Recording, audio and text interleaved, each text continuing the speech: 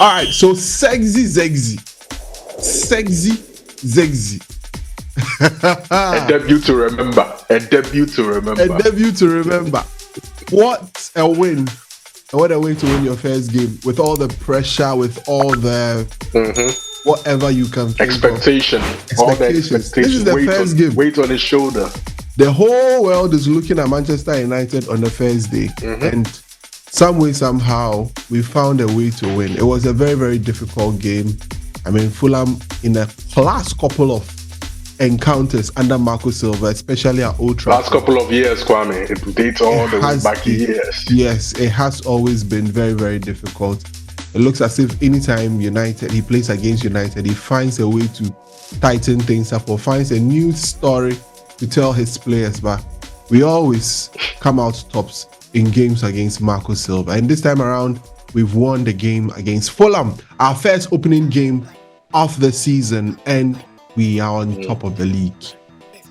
Yes, you heard me right. Should the league end today, we are champions of England. You're shameless.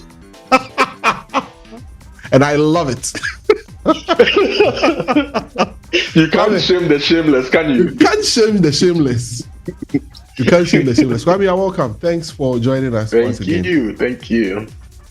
And we are back again here on the United and Everything Football Podcast. We are here to discuss the win against Fulham. Let's make a quick turnaround. When we come back, this is how we are going to do it. We'll look at the positives, the things that really caught our eyes, and then we'll discuss a few concerns. Definitely there will be concerns. There are quite a number of them that we will discuss. We know you also have concerns, so hit the subscribe button if this is your first time. And in the comment section, just share with us some of your concerns.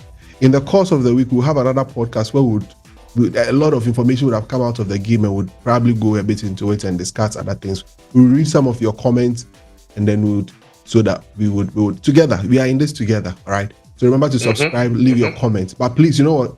Give me 200 likes. Yes, 200 likes. Give me 200 likes. You guys are doing well, though. You are doing so well. So give me 200 likes on this video. Your likes does a lot for this channel.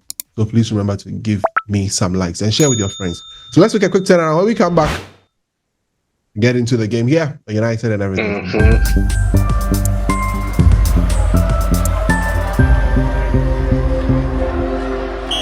All right, we are back once again on United and Everything Football. Thanks very much for joining us. If this is your first time, remember, hit the subscribe button.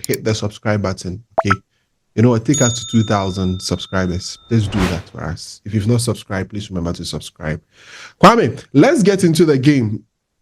First 15 minutes, it looks as if we're unsettled. For some people watching, I'm sure they were having PTSD of last Flashbacks of what was happening. It is the same old United. Normally when I'm watching the game, I don't comment on Twitter or any other place. I just monitor the comments, but sometimes my attention is just watching the game, and if I'm commenting maybe in some group chats, trying to see what is happening there. But people were having PTSD of what was happening last season. But from the 20th minute ongoing, you could see that we had taken the game by itself, and we were controlling the tempo. Casemiro found his feet, decided to control the game. Created two big chances for Bruno Fernandes, and the game kept on going on. We went to the halftime and then everything. Let me hear you. What are your key talking points, your key positives from this game? All right, so I would highlight two positives. The first positive is multiple chance creation. I think by the end of the game, our XG was like 2.7 as against Fulham's like 0.4 something. We should have scored about 2 or 3. Let me confirm it. Continue, but I'll confirm it. Yeah, we created loads of chances, yet we did not convert them. That's been our bane over the last couple of official games that we've seen. Against City a week ago and today, we actually wasted a few more chances. Yeah, an XG of 2.51 as against Fulham's 0.42. You know, he didn't even should be 2 or 3-0 victory. It should have been far more comfortable. Yeah. Like you mentioned, Casemiro was at the heart of everything. I'm going to talk a lot about Casemiro in my first point because he's received a lot of backlash. Come the end of last season, I was just like any other fan, I was super frustrated. But the energy he gave off all throughout the summer was that of somebody who wasn't leaving. You know, I called it very early, about 2 or 3 months ago, when people thought he was off to Saudi Arabia. I was following this guy's Twitter feed, Instagram feed. Everything suggested he wanted to come back and show his form. He went back into his own personal preseason training very early. Yeah. And when he did reports back at Carrington, it was so clear that this guy had lost a lot of weight. Yeah. A lot. I don't know why he let himself go last season. Yeah. I still put it down to the standards of the football club. He got swollen up by our low standards, our poor standards. Mm. But after the embarrassment of last season, you could tell he came back like a man on a mission. And in this game, it was absolutely fantastic. He created all our chances, not just creating chances, but he was also at the end of our half chances in those first 20 minutes when we were struggling, especially from set pieces. Yeah. Because at the end of everything, every single corner that Ahmad puts in was at the end of it. Bruno puts in a free kick, it was at the end of it. The only thing is, he wasn't timing his run so well. So very often he fell into Fulham's offside trap. But he created a chance, a very clear opportunity for Bruno Fernandes. He should have scored. When we did initiate a press, a very good press, and he also laid it off for Bruno Fernandes again, he should have scored again. I don't know what was wrong with Bruno Fernandes. After missing those couple of chances in the second half, he was quite erratic. I think he got into his head. He's a very emotional player. I think it just got to him. Yeah. But he needs to sort of calm down and keep his head in the game and play as well as he can. Yeah. The other positive I would mention is squad depth. Mm-hmm. I'm going to talk about squad depth because not just for the mere fact that we were able to call on a striker off the bench to come and win the game for us. But it is clear that some players aren't up to speed yet, much fit yet. Yeah. But we had enough players on the bench to actually come on and replace these players while still maintaining our shape and our discipline to see off the game. I'm talking about those defensive substitutions in Johnny Evans, who is playing still playing far more games than I expect. Yes. I'm sure he himself can't even believe he's playing this number of games. And Matthias de Ligt, who came on to make his debut for Manchester United. Mazraoui was exceptional throughout the game, but then he had to surprisingly exceptional because I have been one of his critics. I didn't think he was this good, but he's that good actually. What impressed me the most about him is he can actually defend. I wasn't even enthused about his offensive game because it's clear he's got it. He can use both feet. He knows how to play as a inverted fullback, can go on the outside, combines very well with other players, especially on his flank. But he can defend. Yeah. Kwame, the guy can defend. He can actually get stuck in. So we're going to miss AWB, but one may call it early days, but we have the eye. We can see. Yeah. We can tell when a player's got something, he's got it. Yeah. And he's got something. He can actually defend. He's balanced. But listen, balanced. For whatever reason, this is a player that was signed by Bayern Munich. If you're not good enough, you don't go to Bayern Munich. It's That's key. True. Okay. Yeah. Bayern, for whatever reason, decided to offload. You know what's happening in Bayern. They look a lot more. It's chaos. It's chaos. It's chaos. It's chaos for in him Bavaria. To come in at this point in time to us, and Erik ten Hag said something about him before the game that he's one player who can play very well under pressure. He has a way of trying to evade press or trying to look at. He finds options. Options. That's the key. That's the key word. Options. And it's one key thing that you always want from your players, because now there's this whole idea about pressing and pressing and pressing. And when your fullbacks are being pressed, when your defenders are being pressed, that is where you commit so many mistakes that leads to chance creation for the opponent. So I think it's one key area. You can go ahead, man. Just to add to the depth thing, it's so encouraging knowing that we still want to add more players in the window, because sometime along that second half, you could tell we needed bodies in midfield, especially in midfield. Yes. And he wasn't going to call on Christian Eriksen. Yes. You could tell he needed legs in that midfield to be able to help him out. So he resorted to somebody whom clearly he wouldn't have preferred to resort to in Scott McTominay, because ideally Erik ten Hag chasing the game that late.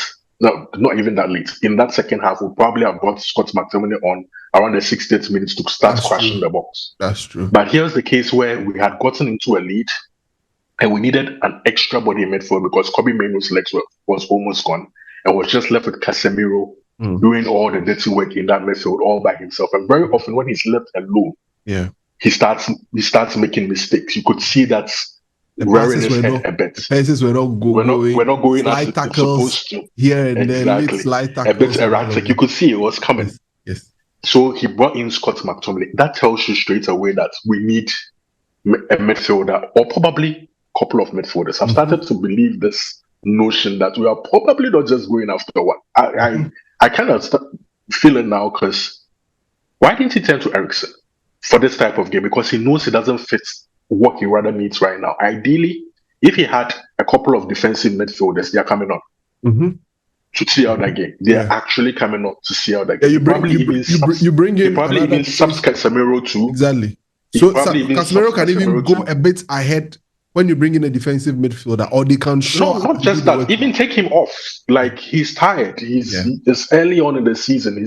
He needs some rest. He takes both Maino and Casemiro off and bring in two very good defensive-minded players. At least we should bring in one. It's clear. At least at the very least, we should bring in one. Yeah. And like I said before, the depth in defense.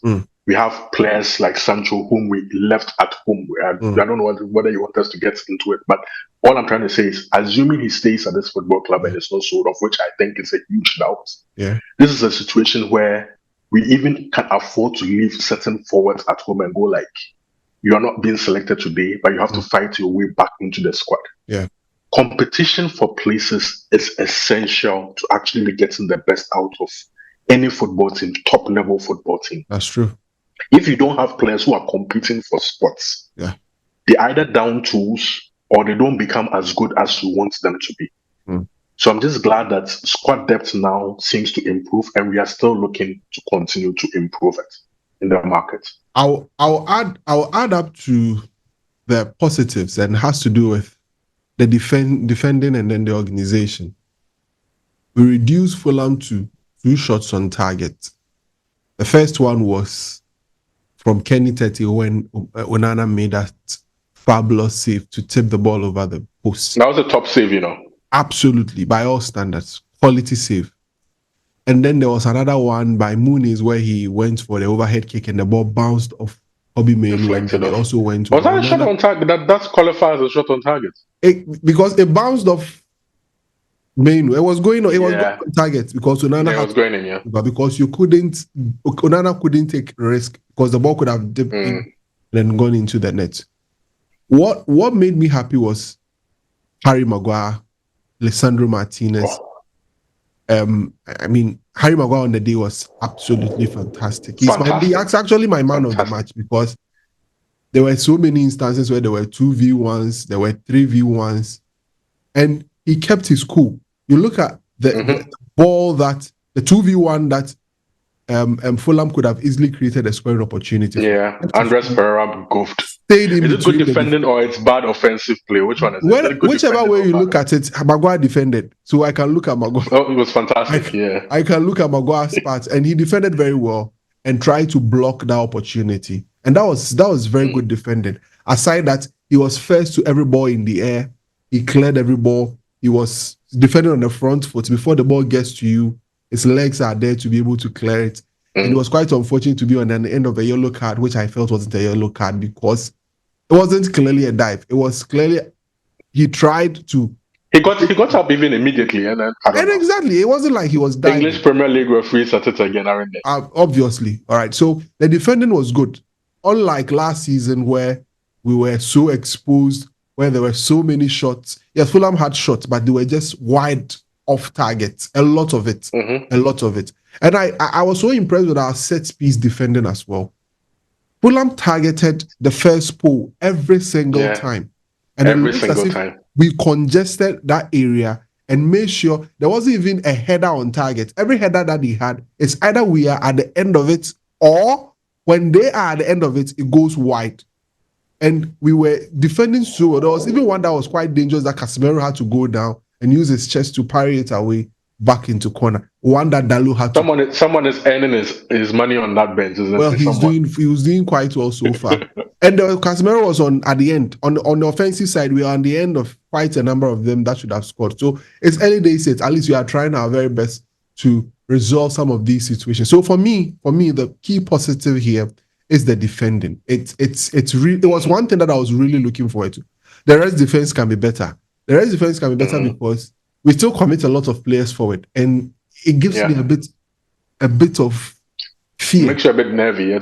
Like you don't know if you should meet certain pacey players that are very good on the ball. They can cause problems for you, and I don't know. Maybe we can. Kwame, like I said to you even last year. Yeah. If you don't start doing it, yes, we'll never get better at it. Oh, of course. It's more like a risk versus reward kind of situation, don't you think? Yeah. We have to risk playing it in order to get to know how to play. Exactly. And these are personnel. So you find one-on-one situations or two-on-one situations like the one Maguire found himself in. Yeah. Virgil van Dijk finds himself in that situation countless times. Exactly. But because he's super good at defending those, nobody goes like Liverpool defense badly. It comes down to the individual brilliance of the players at times. That rest defense thing, sometimes when it's broken, you need that individual quality of a particular player to cut everything out, That's true. Van Dijk does it. That's true. Thiago Silva used to do it. City have all 3 or 4 centre backs capable of doing it. Even Kyle Walker can come across and just do it. Yes. Those systems aren't like flawless. It has its own in order to counter it has its own exactly. But in order to counter the flaws, you need certain players, especially in your back line, to be able to cut out stuff. Did you see how many times Mazraoui had to go to ground to cut out dangerous situations? Yeah. He does it perfectly. He'll cut it out so you think, oh, everything is fine. Under different circumstances, let's just say somebody else was playing that position. I wouldn't want to slander anybody. Yeah. Somebody else is playing that position. That person basically just shadows the fullback, doesn't try and win the first ball. And next thing you know, we are turned around and we have to face our goal running backwards. And our defenders don't have the legs to be able to do it. That's true. You see, so that's just basically it. I think whatever we are trying to do, it will definitely improve. It has to improve. But let's focus on ZIRKZEE. Before we take on the negatives, because it's a huge positive. Because that's a huge positive. Positive. The two of us think alike. Huge massive positive. Because I slandered Bruno Fernandes throughout the game, but he made that goal. He made that goal with the way he was able to, go past his marker. He was being marked and he had to find a way to on the ball. Then ZIRKZEE had dropped into, like you say, a typical ZIRKZEE goal. He drops into space. Bruno into the 9.5 position. Yes, the 9.5 position. Bruno locates him, and then he finds players out wide, sends the ball there. Casemiro gets the ball, passes to Garnacho. By the time the ball gets to Casemiro and it gets to Garnacho, he had already made his way into the box. Cross goes in the box. And the tap. I mean, how did he get it? It's a sexy finish. Finessed. It's sexy. Finessed. It looks so casual. You see, his whole game seems a bit laid back and casual. Yeah, that's how he's not that pressing more. He's not aggressive. But then again, what you see is he has the size and the presence, yet he has a very soft touch. Yes. Very soft. Yeah. The ball sticks, and he's got a bit of tiki-taka about him. He knows how to lay off the ball. That goal that you just described is a very typical Joshua ZIRKZEE goal. It comes back to the point about squad depth. Now you have two strikers who are completely different in terms of their qualities.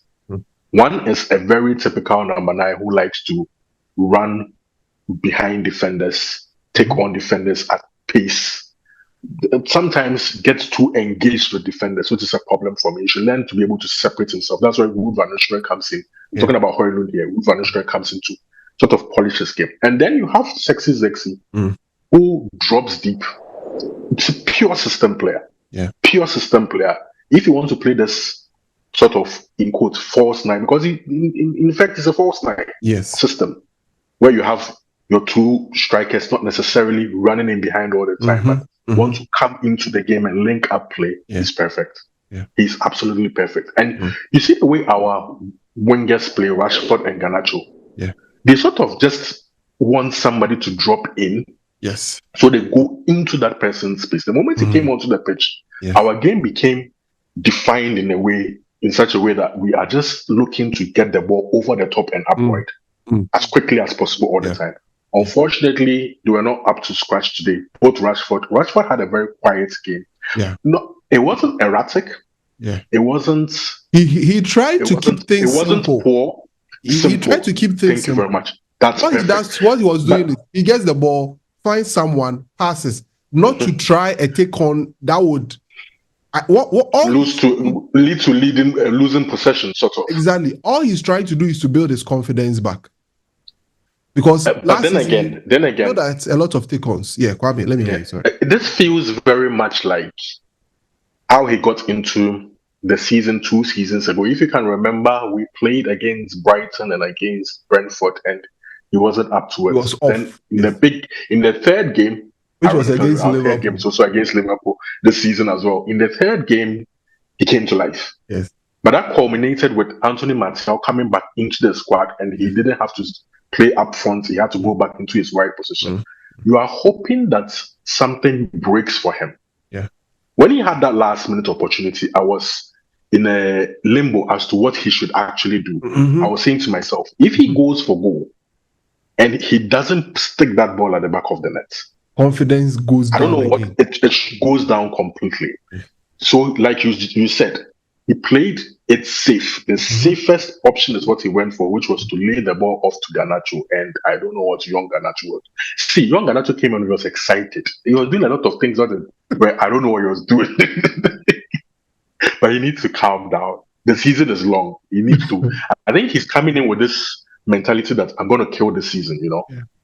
But then he needs to calm down a bit. I think he'll be fine. But that's the thing with Rashford right now. I just need something to go for him, you know, and that could come in the next game or two, and probably we'll see the same Rashford we saw a couple of seasons ago. It was safe, but he needs to start taking more risk. You don't earn £200,000, wear the number 10 jersey, be one of the most experienced forwards that we have, and not take risks. Yeah. Sometimes you have to take the cuffs off and then just go for it. Otherwise, that's what's the point.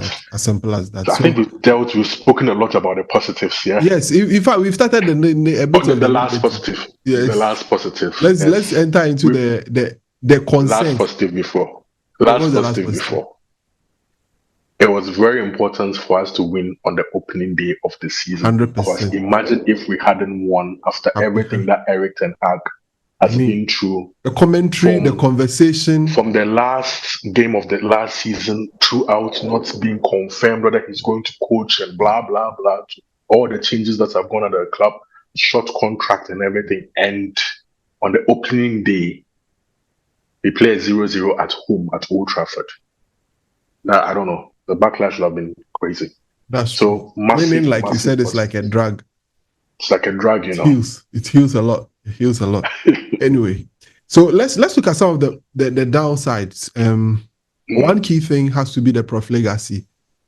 Looking at the XG, the big chances that we created and not being able to score them was a big concern. Last week I complained after the City game. Today we are at it again. Last season we complained throughout, and something has to give. Something has to give. What do you think? So this is what we will basically end up agreeing on the same points anyway.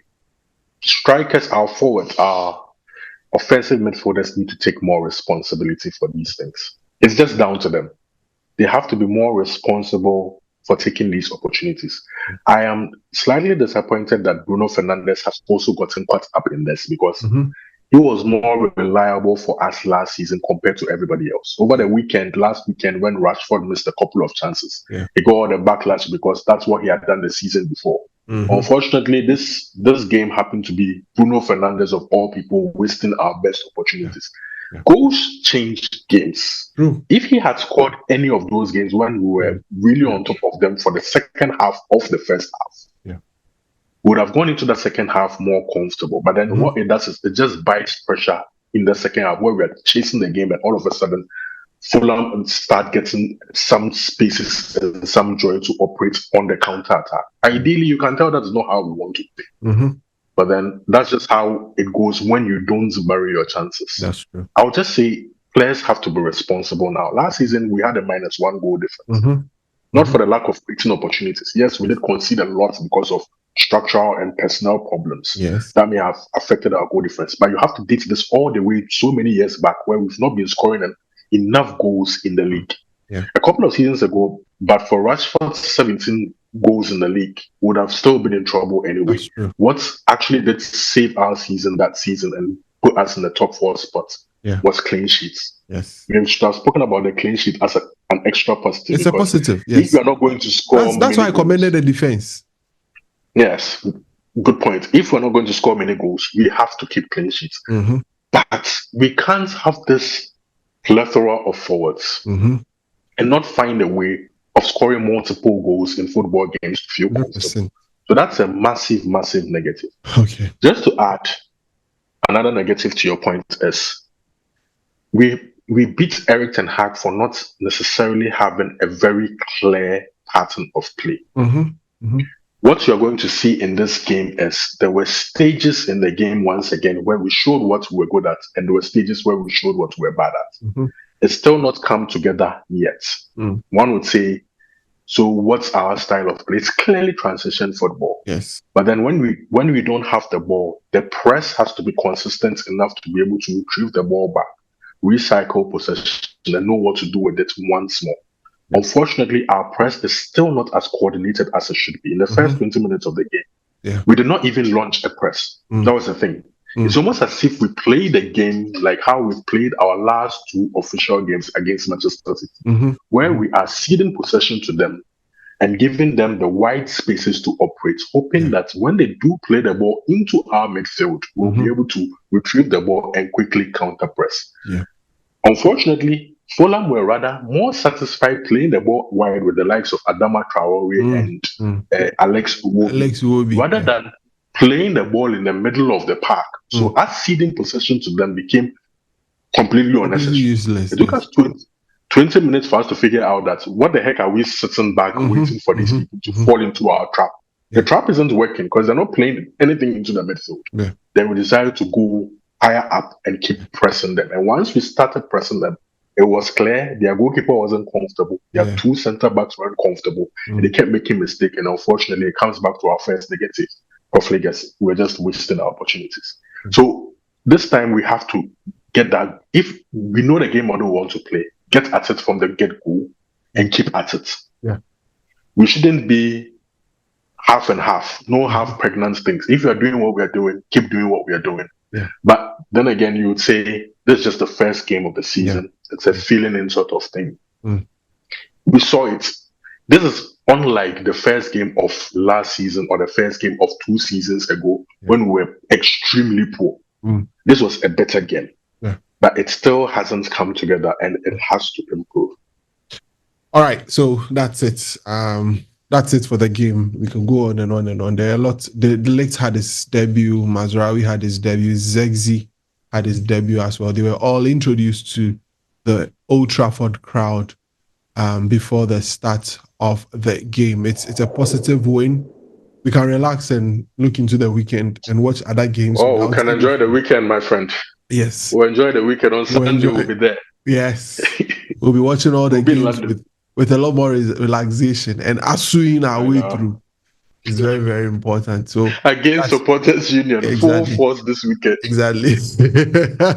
So what we would end with is the transfer. So Fabrizio is reporting as we are having this podcast is that Ugarte is pressing that he wants to come to Manchester United. He's doing everything possible to get to Manchester United. United don't want to pay whatever fee PSG is quoting. The player was dropped for the PSG game they played this evening.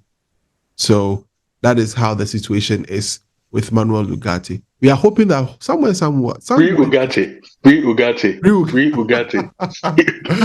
have to somewhere start a next week, hashtag on Twitter. something comes out of it. Somewhere next week, something comes out of it. We'll see whether he joins, because the squad depth, as we've already mentioned, is very, very important. Today we dropped a lot of players. Pelistri was dropped.